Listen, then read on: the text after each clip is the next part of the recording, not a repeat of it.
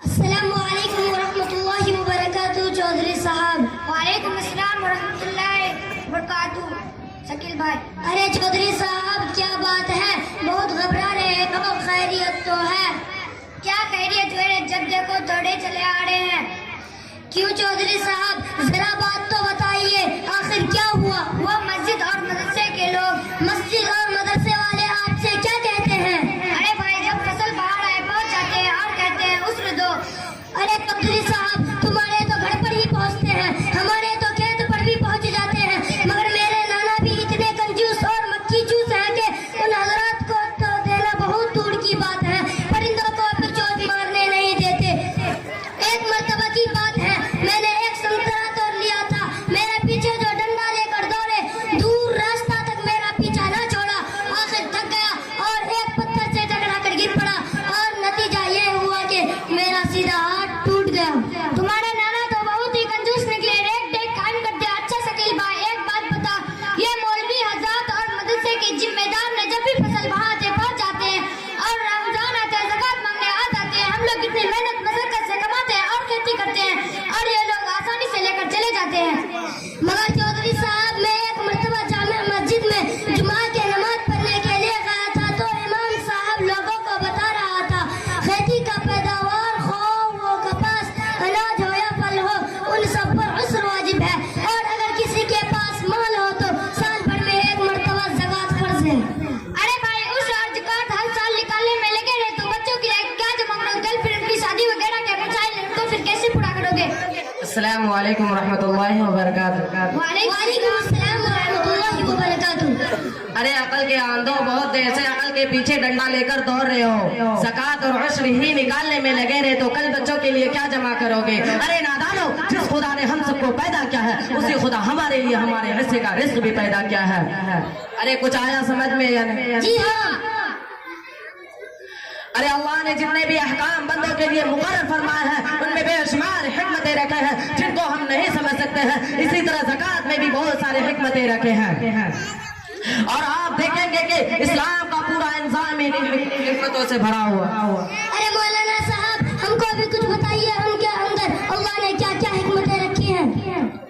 زکوٰۃ و صدقات کا فائدہ دنیا میں بھی ہے، آخرت میں بھی۔ حضور صلی اللہ علیہ وسلم کا فرمان ہے، جس نے اپنے مال کی زکوٰۃ ادا کر دی، اس نے اپنے مال کے شر کو ختم کر دیا۔ دوسری جگہ فرمایا، زکوٰۃ کے ذریعہ اپنے مالوں کو حفاظت کرو۔ زکوٰۃ ادا کرنے میں ایک حکمت یہ بھی ہے کہ انسان پر آنے والی مصیبتیں ٹل جاتی ہے۔ زکوٰۃ و صدقات کا ایک فائدہ یہ بھی ہے کہ مال و دولت میں برکت ہوتی ہے، اور اس میں بخل کرنے سے آسانی برکتوں کے دروازے بند ہو جاتے ہیں۔ ارے مولانا صاحب، زکوٰۃ ادا کرنے میں اللہ نے بہت فائدے رکھے ہیں۔ جی ہاں، زکوٰۃ و صدقات اللہ کا وہ انقلابی انظام ہے جس سے معاشرے کو سکون کی زندگی نصیب ہو سکتی ہے، کیونکہ جب قوم کے امیر لوگ زکوٰۃ ادا کریں گے تو غریبوں کو امیروں سے کوئی شکایت نہیں رہے گی، اور وہ غریب امیروں کے لیے دعا کریں گے کہ اے اللہ تو ان کو اور نواز، امیر حضرات اس پر خوش ہوں۔ ارے مولانا صاحب، آپ نے بالکل سچ فرمایا، چونکہ بعض مرتبہ انسان اس غربت کی وجہ سے چوری ڈکیتی اور جوا جیسے برے حرکات کرنے لگتا ہے، وہ کبھی اپنی زندگی سے ہاتھ دھونے کا فیصلہ کرتا ہے،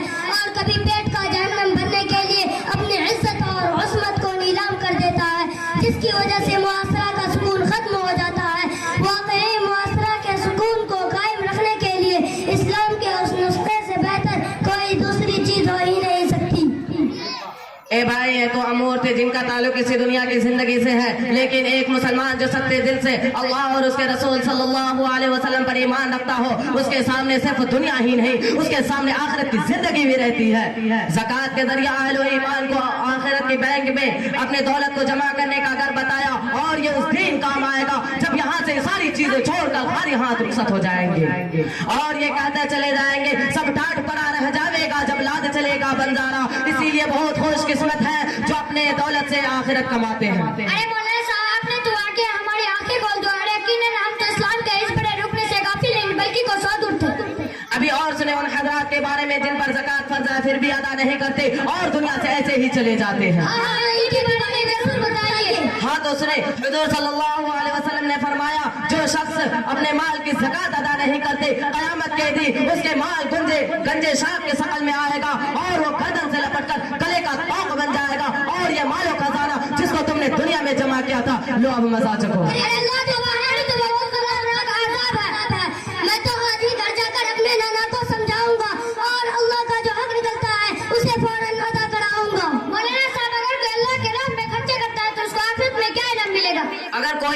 के राह में एक राय के दाना के बराबर भी खर्च किया तो अल्लाह उसे अपने दोस्तों रजा से कबूल फरमाते हैं और उसकी परवरिश करते हैं, यहाँ तक कि मोरी आय का दाना पहाड़ के बराबर करके बंदों को दिया जाता है। और इससे बड़ा इनाम कौन सा हो सकता है? अरे मौलाना साहब, आपका बहुत बहुत शुक्रिया। ज़कात और सदक़ात के उन्वान से हमको बहुत कुछ बताया।